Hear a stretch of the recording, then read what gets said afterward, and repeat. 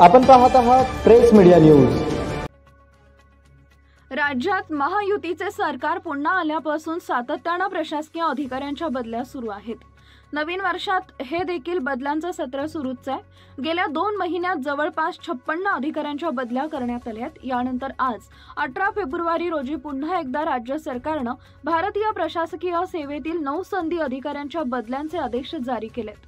त्यानुसार सोलापूर महानगरपालिकेचे आयुक्त शीतल तेली उगले यांची बदली झाली असून त्यांच्या जागेवर धाराशिव जिल्ह्याचे जिल्हाधिकारी डॉक्टर सचिन ओंबासे यांची नियुक्ती करण्यात आली आहे।